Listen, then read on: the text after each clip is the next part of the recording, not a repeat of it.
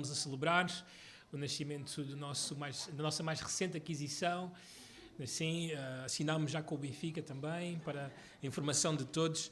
Mas estamos gratos porque o Senhor nos tem abençoado com um pequenino e neste momento ainda está no hospital. Esperamos que esta semana o Senhor nos dê a oportunidade de tê-lo em casa para celebrar. E obrigado aos irmãos também pela ajuda, as orações, o apoio que nos têm dado ao longo destas semanas como família.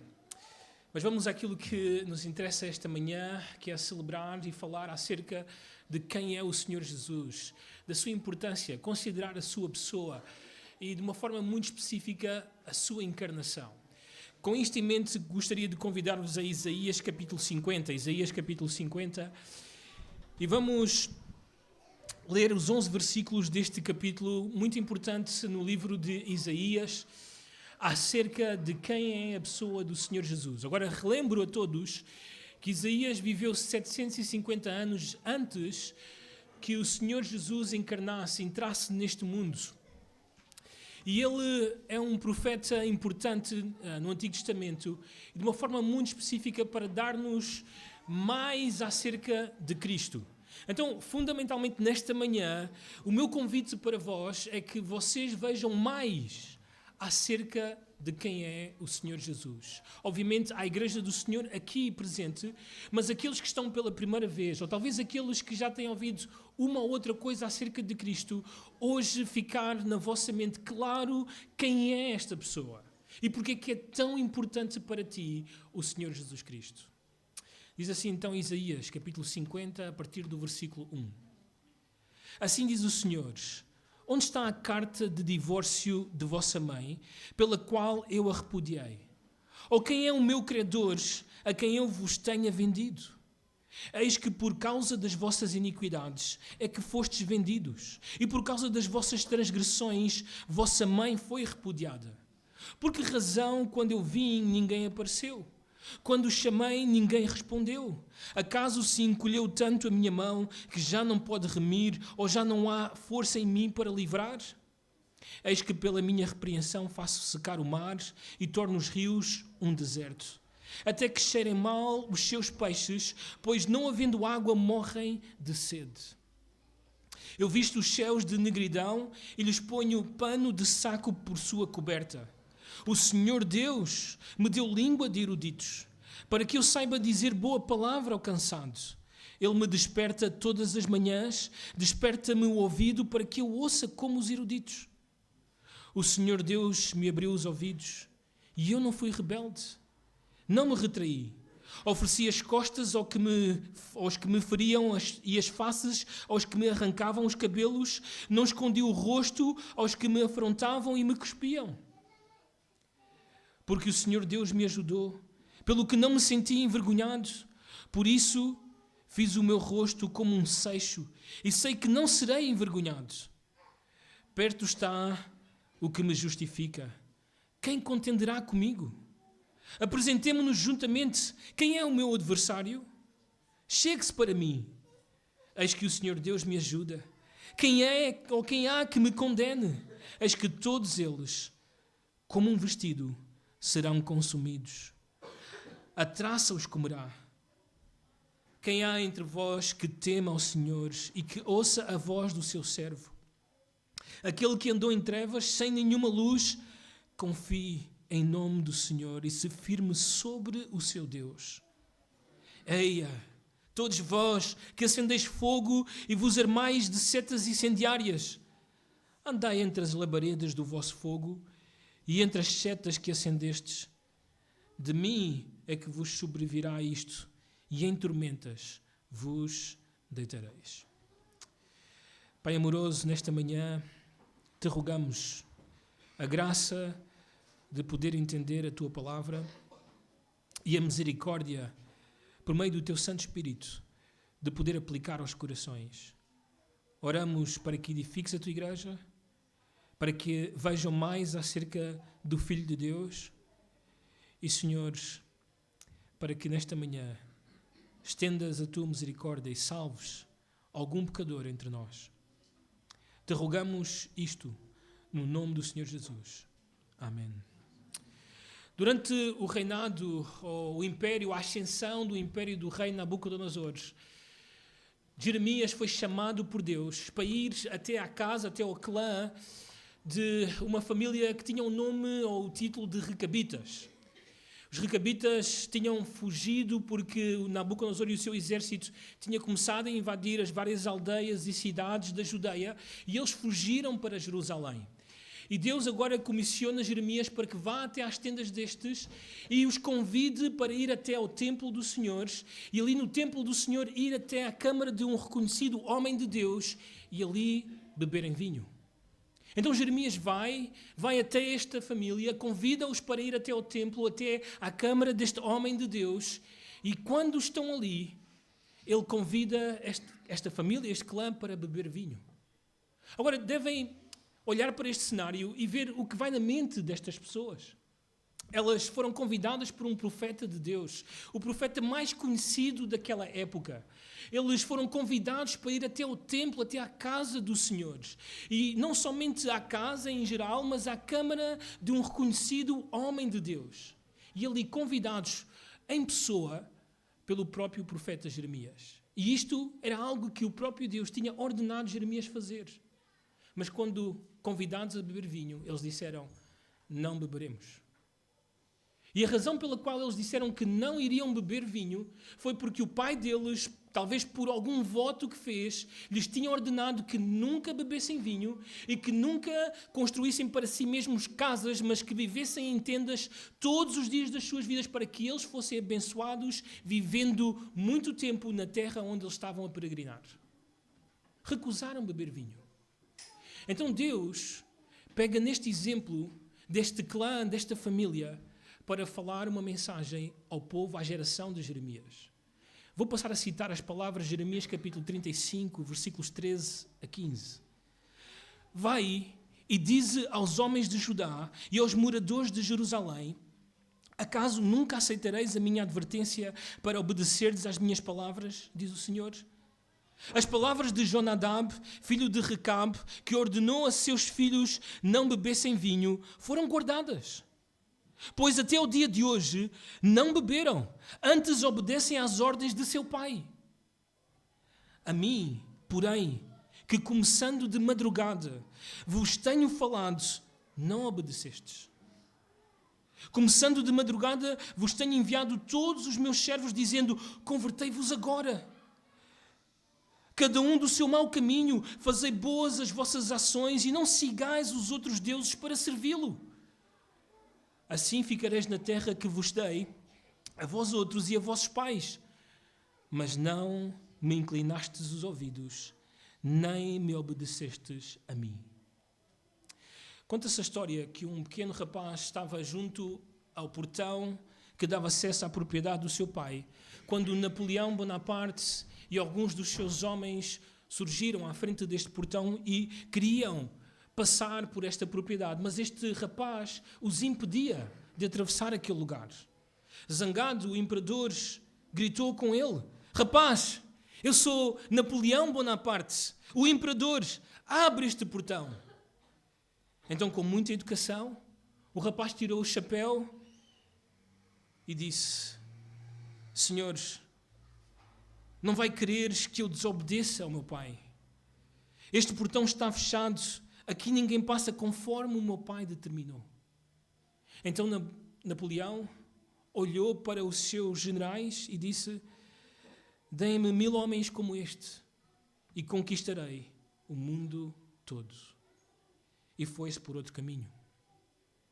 Alguns anos antes de Jeremias dizer estas palavras à sua geração, Deus levantou um outro profeta de nome Isaías. O seu nome significa o Senhor salva.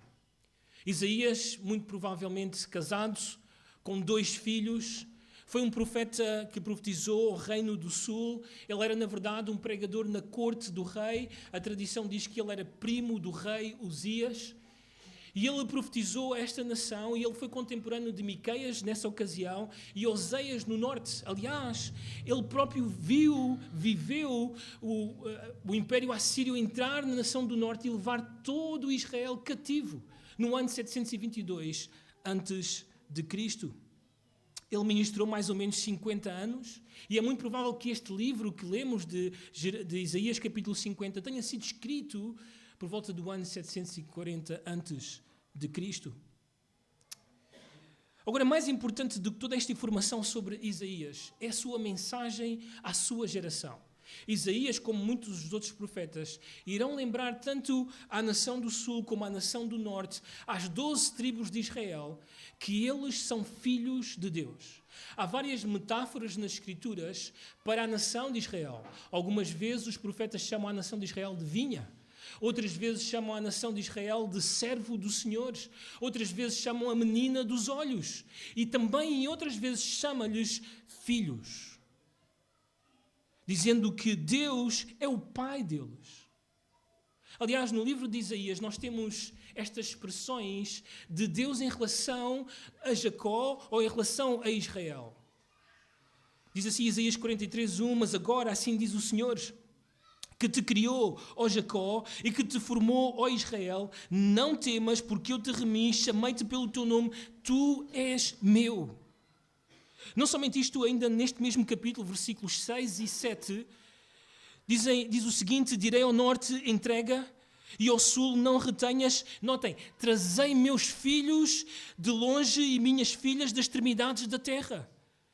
A todos os que são chamados pelo meu nome e os que criei para a minha glória e que formei e fiz. Então Deus fala com a nação de Israel como um pai fala com os seus filhos. Eles eram filhos porque Deus os criou a partir de um casal envelhecido que não podia ter filhos, Abrão e Sara. Abraão tinha 100 anos, Sara tinha 90 anos, quando foram pais. Eles nunca seriam pais, nunca teriam filhos, se Deus não tivesse feito um milagre no ventre de Sara. Então eles foram criados assim. Não somente isto.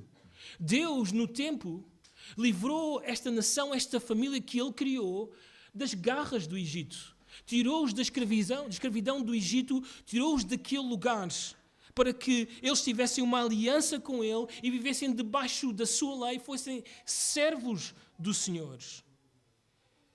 Então, em suma, eles eram filhos porque foram criados por Deus. Eles eram filhos porque foram remidos por Deus ou redimidos por Deus do Egito. E eles eram filhos porque Deus fez uma aliança, um pacto com eles. Deu-lhes uma lei pela qual eles deveriam viver. Agora, aquilo que se esperava de Israel é que, mediante tudo isto, eles vivessem em conformidade com essa lei, que eles vivessem em conformidade com essa aliança, que eles fossem obedientes ao seu pai, como qualquer pai que está aqui presente. Nós esperamos que os nossos filhos nos ouçam, nós esperamos que os nossos filhos nos obedeçam, assim Deus esperava do seu povo. Mas notem o que Deus irá dizer acerca do seu filho Israel, da condição espiritual do seu filho Israel. Vamos até Isaías capítulo 1 e vamos fazer uma leitura um pouco extensa sobre a condição espiritual desta nação. Isaías 1, a partir do versículo 2, passo a ler, diz assim: ouvi, ó céus, e dá ouvidos, ó terra, porque o Senhor é quem fala. Criei filhos e os engrandeci, mas eles estão revoltados contra mim. O boi conhece o seu possuidor e o jumento o dono da sua manjedoura, mas Israel não tem conhecimento, o meu povo não entende. Ai desta nação pecaminosa, povo carregado de iniquidade, raça de malignos, filhos corruptores. Abandonaram o Senhor, blasfemaram do Santo de Israel, voltaram para trás. Porque haveis de ser ainda feridos, visto que continuais em rebeldia? Toda a cabeça está doente e todo o coração enfermo. Desde a planta do pé até à cabeça não há nele coisa sã, senão feridas, contusões e chagas inflamadas, nem atadas, nem amolecidas com óleo. A vossa terra está assolada, as vossas cidades consumidas pelo fogo. A vossa lavoura os estranhos devoram em vossa presença, e a terra se acha devastada como numa subversão de estranhos. A filha de Sião é deixada como choça na vinha, como palhoça no pepinal, como cidade sitiada. Se o Senhor dos Exércitos não nos tivesse deixado alguns sobreviventes, notem bem, já nos teríamos tornado como Sodoma e semelhantes a Gomorra. Ouvi a palavra do Senhor, vós, príncipes de Sodoma, prestai ouvidos à lei do nosso Deus, vós, povo de Gomorra. De que me serve a mim a multidão dos vossos sacrifícios? Diz o Senhor, estou farto dos holocaustos de carneiros e da gordura de animais cevados e não me agrado do sangue de novilhos, nem de cordeiros, nem de bodes. Quando vindes para comparecer perante mim, quem vos requereu só pisardes os meus átrios? Não continueis a trazer ofertas vãs? O incenso é para mim abominação, e também as festas da lua nova, os sábados e a convocação das congregações. Não posso suportar iniquidade associada ao ajuntamento solene. Estão a ver a condição deles? Estão a ver a hipocrisia deles? As vossas festas da lua nova e as vossas solenidades, a minha alma as aborrece. Já me são pesadas. Estou cansado de sofrer, ou de as sofrer. Pelo que quando estendeis as mãos, escondo de vós os olhos. Sim, quando multiplicais as vossas orações, não as ouço, porque as vossas mãos estão cheias de sangue. Esta era a condição espiritual do filho de nome Israel. Agora, o livro de Isaías não é um livro escrito só para a nação de Israel. Aliás, do capítulo 1 até o 12, Deus foca-se em Israel e em Judá e fala-lhes aquilo que é a condição deles e aquilo que irá acontecer se eles não se arrependem. Deus irá usar Isaías para dar ainda mais uma oportunidade ao povo de se arrepender e de voltar-se para Ele. E isto deve ser claro para todos nós nesta manhã. Deus te trouxe até aqui e talvez hoje pode ser a última oportunidade que Deus te dará para que o ouças, para que te arrependas e para que te voltes para Ele. Mas Deus também irá falar às muitas nações estrangeiras. Desde o capítulo 13 até o capítulo 35, Deus volta-se para as nações estrangeiras e Deus tem uma mensagem para elas. E Deus recorda às nações estrangeiras que somos nós, gentios, portugueses, cabo-verdianos, brasileiros, são-tomenses, guinenses, angolanos, todos os que estão aqui presentes, alguns que eu tenha esquecido. Deus relembra-nos que Ele é o nosso Criador, que Ele criou todos os que estão aqui presentes, foi Ele quem criou as nações. Tu pertences a Deus, foste criado para a sua glória, foste criado para o servir e por ser criação dEle, Ele é teu Pai. Ele é o Pai de toda a criação. E Ele exige aos filhos, às suas criaturas, que vivam para a sua glória, que vivam para Ele. Mas não tem sido assim com as nações. Certamente não tem sido assim com a nossa nação. E certamente com as nações de onde somos originários. Estamos longe de Deus. E Deus tem uma mensagem para as nações estrangeiras se não se arrependerem. Desde o capítulo 24 até o capítulo 27 deste livro, é interessante, nós temos aquilo que os estudiosos chamam um pequeno ou um mini apocalipse. Deus irá castigar o mundo. Deus irá derramar a sua ira sobre o mundo e especialmente sobre aqueles que rejeitam a sua verdade, que rejeitam o seu amor manifestados na pessoa do Senhor Jesus Cristo. Então, há um filho que se chama Israel, que nós já vimos a condição espiritual deles. Há também um filho que são as nações estrangeiras, criadas por Deus para a sua glória, que também têm dado as costas a Ele. Mas há um terceiro filho no livro de Isaías, que é um filho totalmente distinto, tanto de Israel como de nós. Este filho, diz Isaías, vai nascer de uma virgem. Ele será Deus, infinito em poder e eterno.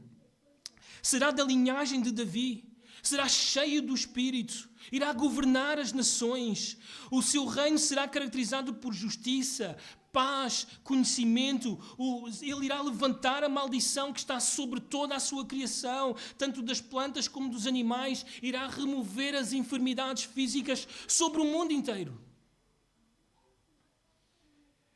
Este filho é chamado no livro de Isaías de servo do Senhor. Agora, esta expressão servo do Senhor é usada no livro de Isaías para apontar a diversos grupos ou pessoas. No momento é Israel, mas o Israel da geração de Isaías, perdido, que Deus criou para o servir, mas que eles não estão a servir a Deus, mas servem-se a si mesmos. Há também um Israel remanescente, que é piedoso, que é fiel, que se converteu ao Senhor, e eles também são chamados de servo do Senhor. Mas há um terceiro servo, que é o clímax, o ponto alto deste livro. E esse é o Filho. E hoje iremos observar um pouco acerca deste servo, o servo do Senhor. Mas também no livro de Isaías é-nos profetizado acerca de um outro servo. O nome dele é Ciro. Imagina aí um imperador de um império que se chama Pérsia, chamado de servo do Senhor, para nos lembrar a todos nós que não somente somos filhos de Deus porque somos criaturas de Deus, mas que somos todos chamados a servir a Deus. Deus nos criou para a sua glória, para o seu serviço. Tu não foste criado para te servir a ti mesmo? Tu não foste criado para servir às coisas deste mundo? Não foste criado para nenhuma outra coisa a não ser servir o Deus, o único Deus vivo e verdadeiro. Então, num certo sentido, tu és um servo do Senhor, mas que tipo de servo és tu? Bem, certamente, a nossa realidade é semelhante à de Israel. Como eles, nós somos pecadores e os nossos pecados nos separam do nosso Senhor. Nós somos como eles que andamos desgarrados como ovelhas, cada um se desvia pelo caminho. Nós somos como eles. As nossas obras são como trapo de imundícia para Deus. Por causa de amarem os seus pecados, de não se voltarem para Deus e de aumentarem cada vez mais a medida da ira de Deus, Deus promete neste livro julgamento para Israel e para as nações. Porquê? Bem, a Bíblia é clara. Eu e tu, quando a luz apareceu, amamos mais as trevas do que a luz. A Bíblia é clara, não há justo nenhum sequer. Não há quem busque a Deus. Essa é a nossa condição. Na verdade, nós detemos a verdade, suprimimos a verdade para que a nossa injustiça aumente. E em vez de adorarmos o Criador, adoramos a criação e as criaturas. Então, por isso, Deus diz o seguinte, em Isaías capítulo 13, versículo 1, eis que vem o dia do Senhor, dia cruel, com ira e ardente furor, para converter a terra em assolação e dela destruir, notem bem, os pecadores. Castigarei o mundo por causa da sua maldade e os perversos por causa da sua iniquidade. Farei cessar a arrogância dos atrevidos e abaterei a soberba dos violentos. Então é com esta mensagem que Israel, é com esta imagem que o povo de Deus reage. Eles reagem. Eles ouvem Isaías dizer estas coisas e eles então começam a reagir a estas mensagens e a dizer coisas acerca de Deus. E aquilo que eles dizem é tão semelhante às coisas que nós ouvimos hoje por aí. Vamos até Isaías capítulo 49. Isaías capítulo 49, versículo 14.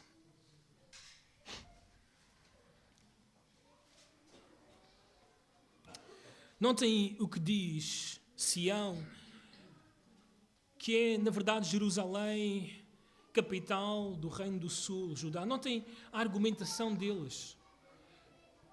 Mas Sião diz, o Senhor me desamparou, o Senhor se esqueceu de mim. Eles olham para as circunstâncias, os assírios estão às portas, os babilônicos serão o futuro império que virá para conquistá-los. E eles dizem, o Senhor deixou-nos, não há esperança para nós, o Senhor já não quer nada connosco. Então, desde o versículo 15 até o versículo 20, o Senhor promete-lhes, garante-lhes, que Ele não os abandonou, que Ele não os desamparou. Aliás, notem o versículo 15, a forma como Deus fala com eles.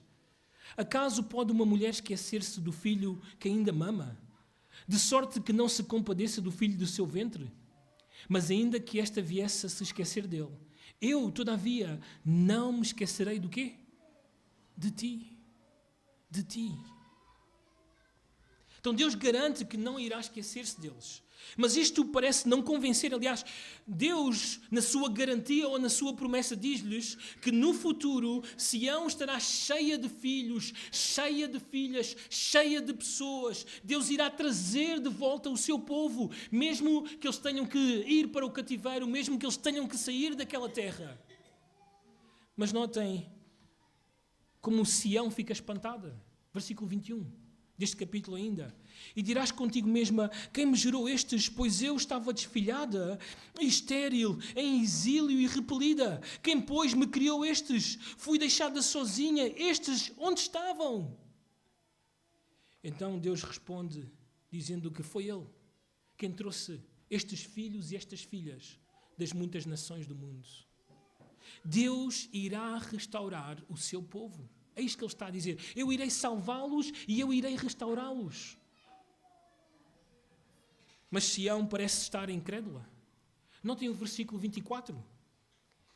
Eles dizem a Deus, tirar-se-ia a presa ao valente?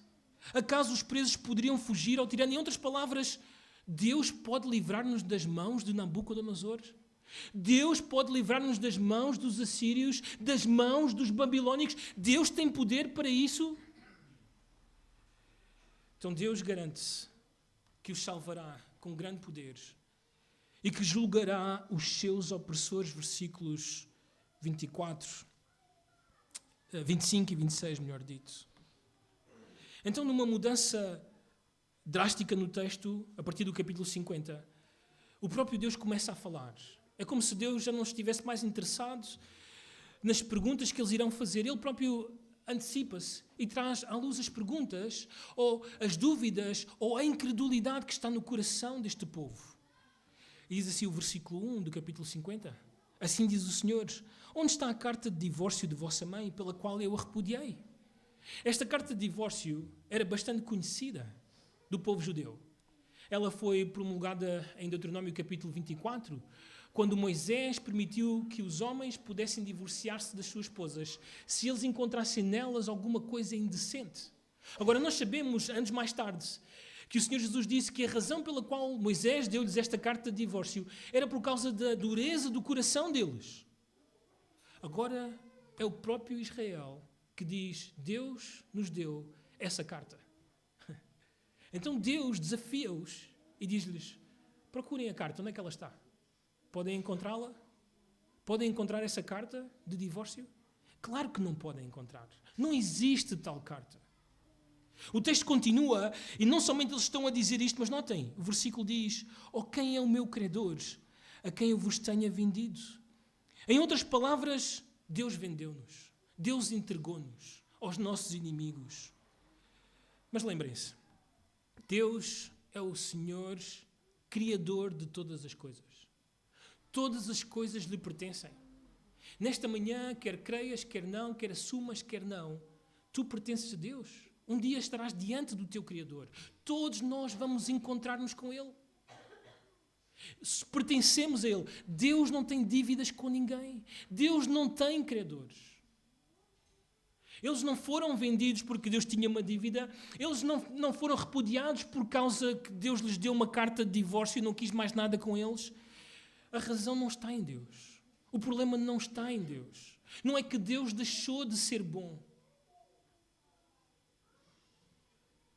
Quando muitas vezes evangelizamos as pessoas, quando falamos acerca de Cristo, elas têm sempre esta questão.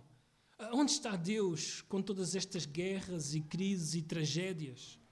Bem, a resposta continua a ser a mesma que Deus deu a esta geração. Notem ainda no versículo 1, capítulo 50. Eis que por causa das vossas iniquidades é que fostes vendidos.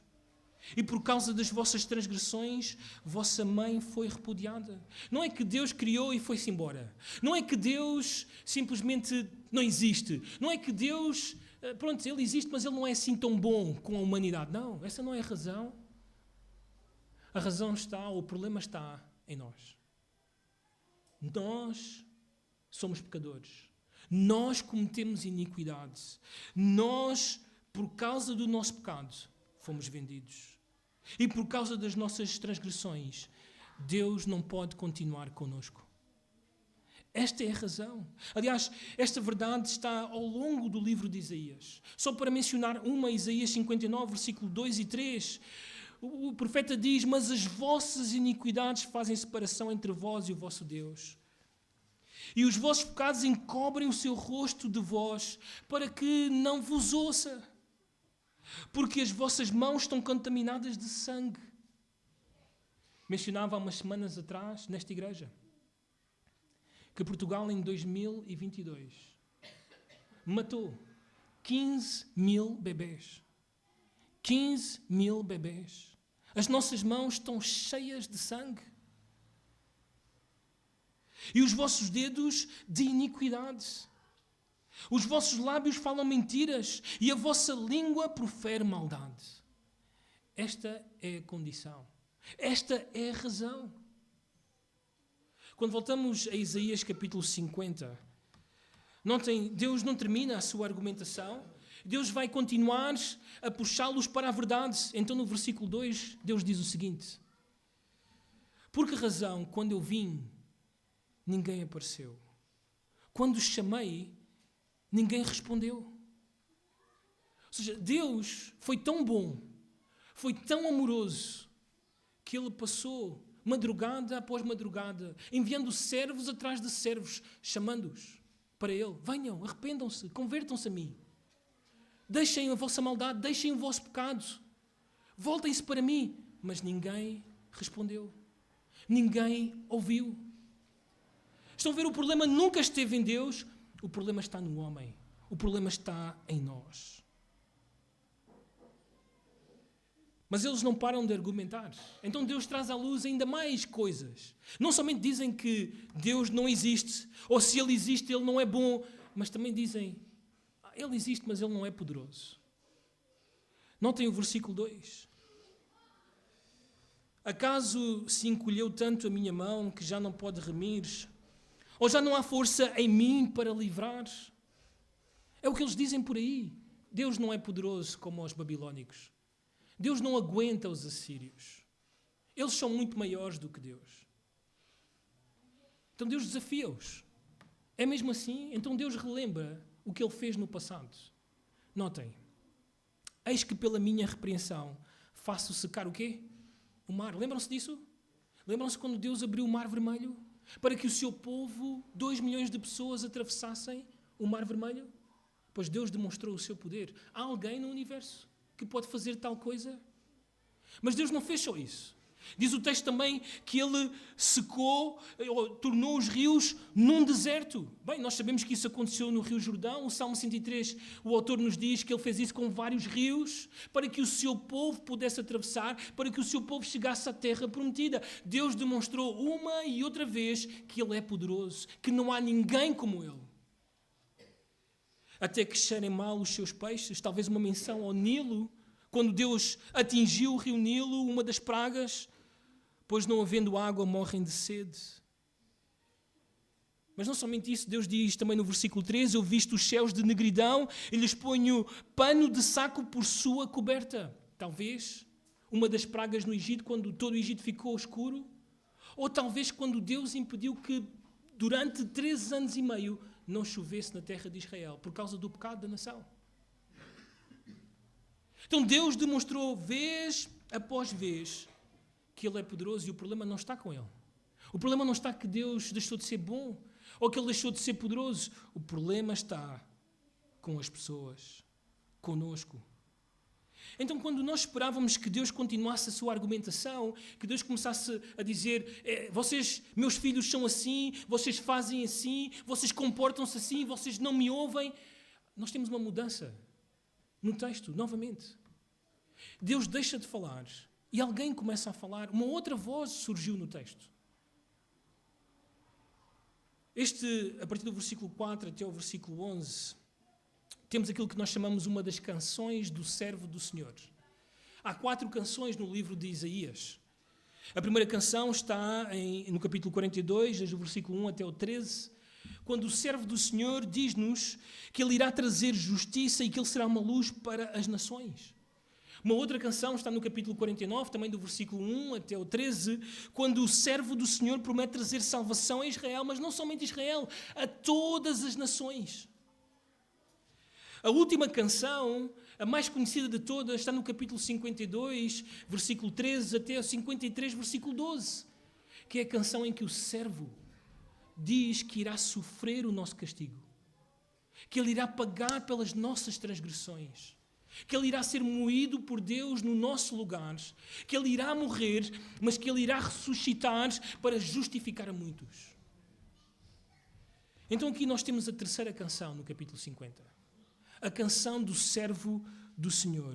E quando ele começa a cantar esta canção, quando ele começa a falar de quem ele é e do que ele irá fazer, nós temos aqui uma descrição incrível e uma aplicação incrível para nós. Nesta secção, ou nesta canção, nós temos a vida que glorifica o Pai Celestial.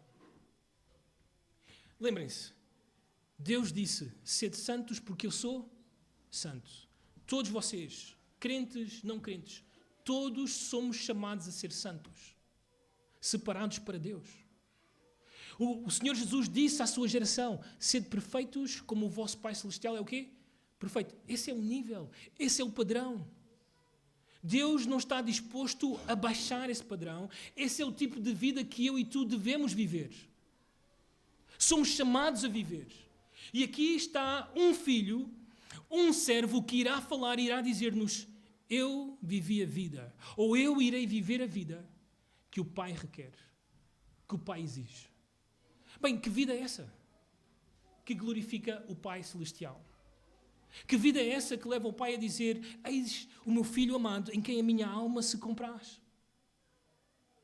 Bem, a partir do versículo 4 temos esse retrato, e esta é a nossa proposta, a vida do Filho que glorifica o Pai Celestial. E, em primeiro lugar, é a vida que ouve e aprende do Pai. É a vida que ouve e aprende do Pai. Versículo 4. O Senhor Deus me deu língua de eruditos, para que eu saiba dizer boa palavra ao cansado. Ele me desperta todas as manhãs, desperta o ouvido para que eu ouça como os eruditos. Ao contrário de Israel, que todos os dias, desde madrugada, recebia de parte do Pai servos para que eles ouvissem o Senhor, para que eles fossem aos senhores, mas não respondiam, não ouviam. Ao contrário até mesmo de nós, que já nascemos sem disposição para ouvir, não querendo ouvir a Deus. Este filho era despertado pelo Pai todas as manhãs. E o seu ouvido era desperto para que ele ouvisse como erudito. Durante anos, este filho ouviu o Pai falar, ouviu o Pai ensinar, e quando finalmente este filho falou, o que ele falou, falou como erudito. E quando falou como erudito, trouxe consolo ao cansado. O cansado neste texto não está a falar de uma pessoa que trabalhou muitas horas e agora está cansado. Está a falar daquela pessoa que está cansada dos seus pecados. Está a falar daquela pessoa que está cansada da falsa religião. Está a falar daquela pessoa que está cansada de confiar em qualquer outra coisa. A esse que está cansado e que vê que não há esperança neste mundo para ser salvo, a esse Deus tem uma palavra de consolo.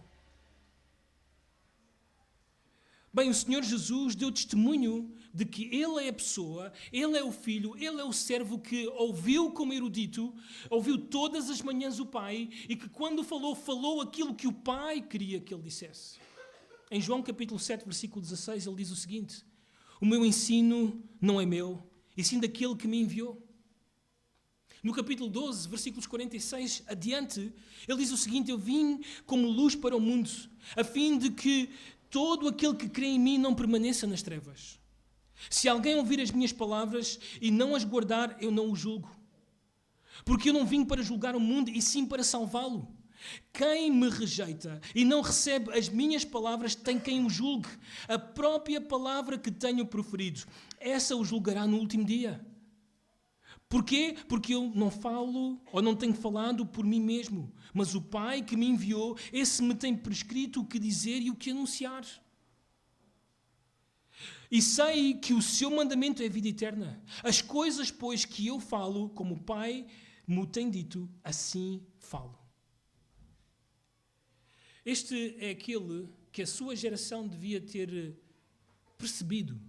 Este é aquele que Moisés falou.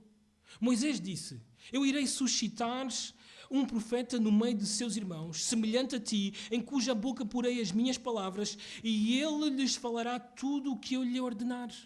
Se estes homens realmente conhecessem Moisés, se conhecessem realmente a lei, saberiam que ao ouvir estas palavras do Senhor Jesus, sabiam, este é o profeta, este é aquele que Deus disse. Mas não foi assim. Não foi assim. Mas sabem, este não é só um problema para Israel do tempo de Isaías. Este é um problema para ti e para mim. Na sua segunda canção, em Isaías capítulo 49, versículos 1 a 3, este servo, este filho, fala a todos os povos. Ele diz o seguinte, notem: ouvi-me, terras do mar, e vós, povos de longe, escutai. O Senhor me chamou desde o meu nascimento, desde o ventre de minha mãe fez menção do meu nome. Fez a minha boca como uma espada aguda, na sombra da sua mão me escondeu, fez-me como uma flecha polida, e me guardou na sua aljava e me disse: tu és o meu servo. Notem, és Israel, por quem hei de ser glorificado. Agora, este não é o Israel do tempo de Isaías. Esse é um Israel perdido. Este Israel é o verdadeiro israelita. E o nome dele é Jesus Cristo. O Filho de Deus. O verdadeiro servo do Senhor. Ele, ao contrário de Israel do tempo de Isaías, ele ouviu e aprendeu do Pai. Quando o Pai falou, ou quando ele falou, as pessoas ficaram maravilhadas. Notem o que eles disseram. Marcos capítulo 6, versículo 2. Chegando o sábado, passou a ensinar na sinagoga e muitos, ouvindo, se maravilhavam, dizendo: de onde vêm estas coisas? Que sabedoria é esta que lhe foi dada? As pessoas estavam, de uma forma incrível, assombradas. Como é que este homem sabe o que ele sabe? Em João capítulo 7, versículo 15 até o 17, diz o seguinte: então os judeus se maravilhavam e diziam: como sabe este letras, sem ter estudado? Respondeu-lhe Jesus: o meu ensino não é meu, ensino daquele que me enviou. Se alguém quiser fazer a vontade dele, conhecerá a respeito da doutrina, se ela é de Deus ou se eu falo por mim mesmo. Bem, este filho nos mostra que a vida que glorifica o Pai Celestial é a vida que ouve e aprende do Pai. No entanto, é preciso alertar que há pessoas aqui no nosso meio, assim como havia na geração de Isaías, que não querem ouvir o Pai, que não querem saber do Pai, que não se importam quando o Pai chama. Talvez uma das piores coisas que tenho ouvido no meu ministério são pessoas dizer isso. Mário, não me importa o que Deus diz. Não me importa a vontade de Deus. Bem, este filho é distinto. Ele tem toda a disposição para ouvir todas as manhãs o que o Pai tem a dizer. E ele aprende do Pai e ele é usado pelo Pai. Em segundo lugar, a vida que glorifica o Pai é a vida que obedece à vontade do Pai. É a vida que obedece à vontade do Pai. Versículo 5 de Isaías 50 diz o seguinte: o Senhor Deus me abriu os ouvidos e eu não fui rebelde, não me retraí. Quando Deus o chamou, ele não foi rebelde. Quando Deus o chamou, ele não se retraiu. Aliás, ele usa uma expressão bem conhecida pelos judeus. Ele me abriu os ouvidos. Em Êxodo capítulo 21, estava prescrito que um escravo hebreu podia servir o seu senhor durante 6 anos e no 7º ano ele ficaria livre. Mas se ele amasse o seu senhor e ele tivesse também constituído família na casa do seu senhor e ele tivesse este desejo de continuar como escravo do seu senhor, então ele iria com o seu senhor até à porta da cidade e na porta da cidade os juízes ouviriam ele dizer: eu amo o meu senhor, eu quero continuar a servir o meu senhor, eu não quero sair livre. Então ali a sua orelha era furada, para que ele servisse para sempre o seu Senhor. Bem, o filho aqui está a dizer-nos que quando o pai chamou, ele obedeceu. E a sua obediência foi tal que ele colocou a sua orelha para ser furada, para servir a Deus completamente, por amor a Deus, por amor ao Pai. Isto é totalmente distinto da geração de Isaías. Notem o que é que Deus diz da geração de Isaías. No capítulo 48, versículo 4 de Isaías. Porque eu sabia que eras obstinado. A tua cerviz é um tendão de ferro e tens a testa de bronze. Como nós dizemos normalmente aqui em Portugal, cabeça dura. Assim era Israel, do tempo de Isaías. Mas não fiques consolado dizendo, isto é Israel. Não. A Bíblia também tem algo a dizer sobre todos nós. Aliás, no Salmo 58, numa declaração universal sobre quem somos nós, desde o ventre das nossas mães, notem o que é que o salmista diz a partir do versículo 3. Desviam-se os ímpios desde a sua concepção.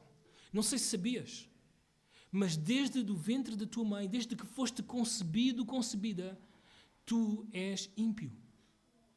Estás entregue à impiedade. Já te desviaste quando foste concebido. Bem, quando nasceste, diz o texto, nascem e já se desencaminham proferindo mentiras. Eu e a Lancy, vocês sabem, temos 6 filhos.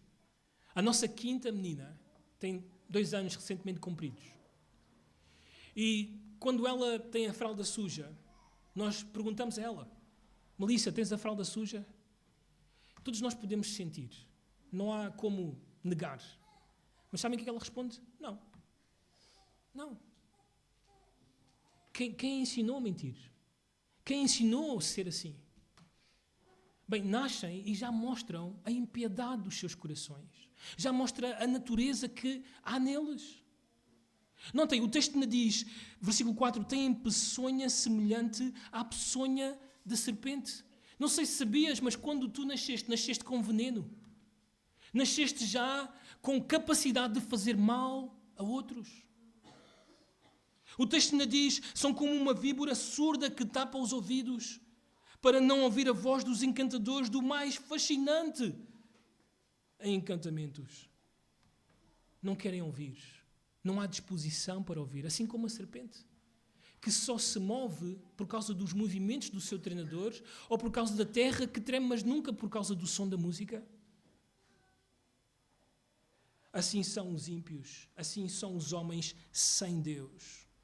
Mas o filho de Isaías 50, ele diz o seguinte, a minha comida consiste em fazer a vontade daquele que me enviou e realizar a sua obra. Este é o Filho de Deus. Este filho viveu uma vida de obediência perfeita ao Pai. Lembram-se qual era o nível? Sede perfeitos como o vosso Pai Celestial é perfeito? Sede santos porque Ele é santo? Bem, Ele viveu dessa forma. O testemunho das Escrituras é que o Senhor Jesus nunca pecou. Mesmo quando tentado em não fazer a vontade do Pai, diz o texto, em todas as coisas, Ele não pecou. Ele sempre cumpriu a vontade de Deus. Ele sempre fez a vontade do Pai. Ele viveu a vida perfeita. A obediência perfeita. E esta é a vida que glorifica o Pai Celestial. Então, em primeiro lugar, a vida que glorifica o Pai Celestial é aquela que ouve e aprende do Pai. Em segundo lugar, a vida que glorifica o Pai Celestial é aquela vida que obedece à vontade do Pai. E, em último lugar, terceiro lugar, é a vida que se oferece ao plano do Pai. Notem, o versículo 6 diz o seguinte, ofereci as costas aos que me feriam. Notem, ofereci as costas. Ainda o mesmo versículo, um pouco mais à frente, diz, não escondi o rosto. E depois dá as razões, versículo 7, 8 e 9, porque o Senhor Deus me ajudou, ou perto está o que me justifica, ou eis que o Senhor Deus me ajuda. Então, claramente, este filho, este servo, está a dizer-nos que ele, voluntariamente, sempre esteve disposto a fazer a vontade do Pai, a cumprir o plano do Pai. A nossa tendência é que quando as coisas não vão como nós queremos, nós queixamos-nos, nós murmuramos, nós até mesmo lutamos com pensamentos negros ou negativos acerca da pessoa de Deus. Quando eu e a Lância perdemos a nossa segunda menina, a Esther, nós lutámos com esses pensamentos. Lutámos com pensamentos se Deus seria bom, sobre a sua vontade, sobre o seu poder. Tivemos essas lutas. E tivemos que trazer à memória o soberano, o sábio que Deus é. E de como a sua vontade é boa, perfeita e agradável. Nós somos assim, mas este filho não parece ser assim. Ele entrega-se totalmente e voluntariamente à vontade do Pai. Israel se queixava das suas circunstâncias, murmurava de Deus e estavam amargurados por aquilo que Deus estava a fazer. Mas este filho diz-nos que se ofereceu voluntariamente à vontade de Deus. E qual era ela? Qual era esta vontade de Deus? Bem, versículo 5 ou 6 diz: ofereci as costas aos que me feriam. Era ser ferido. Ofereci a face aos que me arrancavam os cabelos. Que provavelmente era a maior humilhação daquela época que se podia fazer a um homem. O maior insulto, a maior afronta. Era ser insultado e ser cuspido. Aliás, em outras narrativas ou descrições acerca de como este filho iria viver, notem o que dizem os autores. Salmo 22, versículo 7. Todos os que me veem zombam de mim, afrouxam os lábios e meneiam a cabeça. Foi gozado, zombado. No Salmo 69, versículo 8, até mesmo a sua família. Notem, o texto diz: tornei-me estranho a meus irmãos e desconhecido aos filhos de minha mãe. Este era o caminho que o filho devia percorrer. Em outra canção, na última canção de Isaías, acerca do servo do Senhor, no capítulo 53, versículo 3 e 4, notem o que se diz acerca dele. Era desprezado e o mais rejeitado entre os homens, homem de dores e que sabe o que é padecer, e como um de quem os homens escondem o rosto, era desprezado e dele não fizemos caso. Certamente ele tomou sobre si as nossas enfermidades e as nossas dores levou sobre si, e nós o reputávamos por aflito, ferido de Deus e oprimido. Quando chegamos ao tempo em que o Filho está na terra e é rejeitado pelos homens e entregue para ser crucificado, notem o que os evangelistas dizem. Capítulo 26 e 67 de Mateus. Então uns cuspiram-lhe no rosto e lhe davam murros, e outros os bofeteavam. Então Pilatos lhes soltou Barrabás e, após haver açoitado a Jesus, entregou-o para ser crucificado. E cuspindo nele, tomaram o caniço e davam-lhe com ele na cabeça. Este era o plano de Deus para o seu filho. E ele se entrega voluntariamente, sem murmuração, sem queixa, para fazer a vontade de Deus. Esta é a vida perfeita que Deus exige de mim e de ti. Bem, porquê é que ele tem esta atitude? O texto diz-nos porque Deus, ou o Senhor Deus, o ajudou. Esta expressão Senhor Deus aparece 4 vezes no texto, para lembrar-nos acerca do senhorio e da soberania de Deus. Ele tem o controle sobre todas as coisas. Ele é Senhor sobre todas as coisas. O que está a acontecer com o seu filho não se escapou das mãos de Deus. Ele tem o controle. Este é o seu plano, o plano de redenção, o plano de salvação. Por isso o filho está confiante. Por isso o filho não vai voltar atrás. Porque Deus, com este plano, o irá ajudar. Irá ajudá-lo porque ele tem o controle sobre todas as coisas, e sabendo que ele tem o controle sobre todas as coisas, então ele diz: não me sinto envergonhado. Por 2 vezes no texto ele diz: não serei envergonhado. Em outras palavras, não serei destruído com humilhação. Não serei destruído com o sofrimento. Pelo contrário, ele fez o seu rosto como um seixo.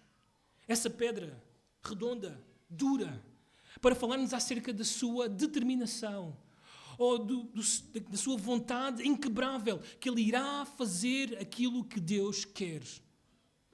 Aliás, Lucas, no seu Evangelho, nos diz: e aconteceu que, ao se completarem os dias em que devia ele ser assunto ao céu, manifestou no semblante, no rosto, a intrépida resolução de ir para Jerusalém.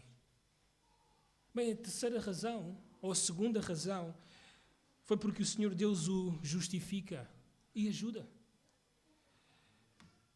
Aquele que o ajuda está perto para o justificar. Então o Senhor Jesus vira-se para a sua audiência e diz: qual de vocês se levantará no dia do juízo para me acusar de alguma coisa?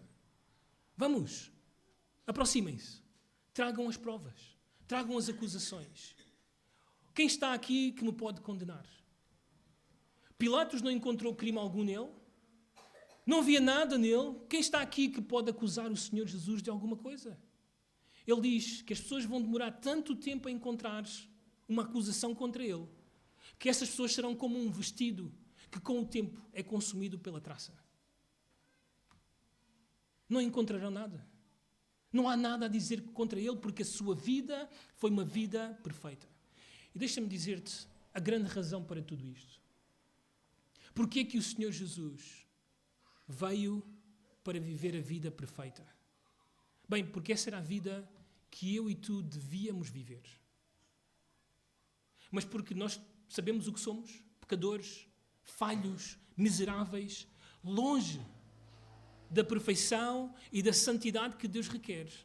Ele vem a este mundo para não somente tomar o nosso lugar na cruz do Calvário e carregar os nossos pecados, mas Ele vem viver a vida perfeita. Ele é a substituição não só dos nossos pecados, mas também da vida. E porque Ele vive uma vida perfeita, Ele torna-se no sacrifício perfeito. O sacrifício que Deus aceita.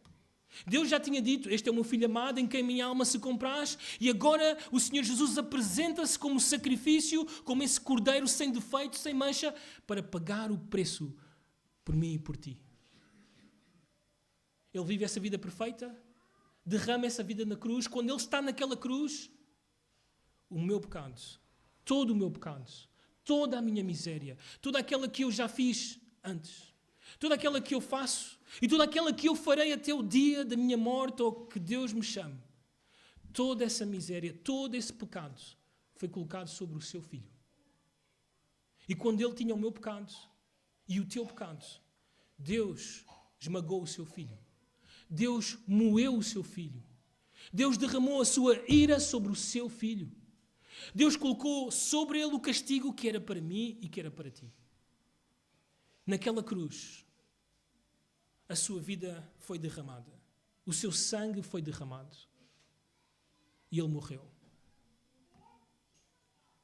Mas ao fazer isto, ele não só carregou os meus pecados e os teus pecados, mas para todos aqueles que têm crido no Senhor Jesus, a sua vida perfeita, ela foi transferida para mim e para ti. É por isso que agora eu e tu podemos ser chamados de amados por Deus. É por isso que eu e tu agora podemos ser chamados de santos. É por isso que eu e tu agora podemos ser chamados de perfeitos. Porquê? Porque repousa sobre nós, pela fé, a vida perfeita do Filho de Deus. Isaías disse-nos 700 anos antes: é assim que ele irá viver. E ele veio, e ele viveu, e ele morreu, e ele foi sepultado. E ele ressuscitou ao terceiro dia para dizer-nos que Deus está ali para vindicá-lo, para dizer: ele viveu a vida perfeita e ele fez o sacrifício perfeito pelos vossos pecados. Confiem nele. Ouçam-no a ele. Por isso agora o Filho, versículo 10, ele lança esta pergunta para toda a audiência: quem há entre vós que tema ao Senhor? Esta palavra tema significa respeitar o Senhor, o seu caráter, quem Ele é, a sua pessoa. Mas também significa reverenciá-lo, adorá-lo, viver para Ele, viver para a sua glória. Quem há aqui que quer fazer isso? E não somente isso, o texto nos diz: e que ouça a voz do seu servo. Ouvir a voz do servo significa seguir o Senhor Jesus Cristo. Negar-se a si mesmo e tomar a cruz. É isto que tu precisas de fazer. Precisas de ouvir o Filho. As ovelhas ouvem a voz dele. E se nesta manhã Deus está a tocar o teu coração, é isso que tu precisas de fazer. Rende-te ao Senhor Jesus. O Salmo 2 chama as nações a beijar o Filho. Por favor, crê no Senhor Jesus. Porque se tu o fizeres, temerás a Deus e serás salvo dos teus pecados e da condenação que Deus irá trazer sobre toda a humanidade que não se arrepende dos seus pecados. Aliás, o texto continua e diz, notem o versículo 11, ainda o versículo 10, aquele que andou em trevas, sem nenhuma luz. Atenção, antes de seguires o Senhor Jesus, há algo importante que precisas de fazer. Tens que te arrepender dos teus pecados. Tens que te arrepender da tua vida ímpia, da tua vida sem Deus, da tua vida vivida para ti mesmo, da tua vida imperfeita, da tua vida sem santidade que Deus exigia que tu vivesses. Arrepende-te, volta-te para Deus, confia no seu Filho que morreu na cruz do Calvário por ti e que viveu a vida perfeita por ti. E o texto diz, confie em nome do Senhor e se firme sobre o seu Deus. Esta é a verdadeira salvação. Mas notem, para espanto nosso, o povo de Israel parece não fazer exatamente aquilo que nós estamos a ler. Porque a seguir o Filho diz o seguinte, eia, todos vós que acendeis fogo e vos armais de setas incendiárias, bem, o que é que está a acontecer aqui? Deus tinha dito que os babilónicos viriam e que eles não deveriam lutar contra os babilónicos, que eles deveriam render-se, que este era o plano de Deus, era a disciplina de Deus para eles, era o que Deus queria deles, e depois no tempo Deus iria trazê-los de volta, Deus iria cumprir a sua promessa, mas eles não quiseram nada disso. Então eles prepararam as suas armas, prepararam o seu fogo, acenderam as suas flechas com fogo para lutar contra os babilónicos.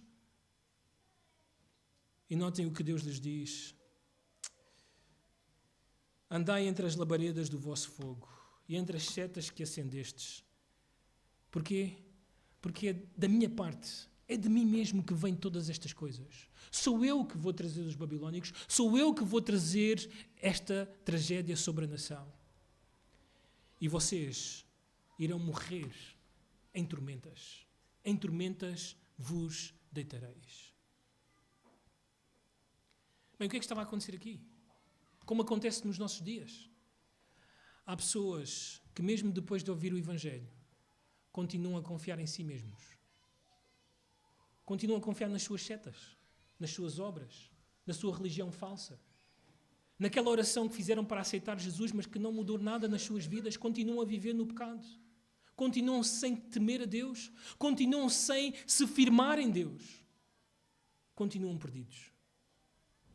Nesta manhã, precisas de voltar à cruz do Calvário e pedir ao Senhor Jesus que tenha misericórdia de ti. Clama a Ele, salva-me, Senhor. Salva-me, sê propício a mim, pecador. Sê propício a mim, pecador. Senhor, salva-me, porque a minha vida não é a vida que o Senhor Jesus viveu. Eu não tenho essa vida, eu não estou justificado, eu não consigo viver para a glória de Deus. Continuo a viver para mim mesmo, continuo a viver para o meu pecado, continuo a amar as trevas. Bem, nesta manhã, Deus te dá a oportunidade de que te arrependas e que te voltes para Ele. Vamos orar. Nosso Deus e nosso Pai, nós te rogamos nesta manhã que a tua misericórdia repouse sobre esta audiência e que toques o coração de todos os que estão aqui presentes para que confiem somente em Jesus Cristo, no Filho de Deus, o verdadeiro Israel, aquele que ouviu e aprendeu, aquele que obedeceu e aquele que se ofereceu à vontade do Pai. Oh, Senhor, não há ninguém como Ele. Não há outro nome dado aos homens pelo qual importa que sejamos salvos. Só Ele é o mediador entre nós e o Senhor. Oh, Deus, salva esta manhã. Derrama, Senhor, a Tua graça. Ilumina os corações que ainda estão cheios de trevas, para que vejam a vida perfeita do Senhor Jesus e abracem esta vida mas também a morte e a ressurreição do Senhor Jesus. Assim oramos no nome do Senhor Jesus. Amém.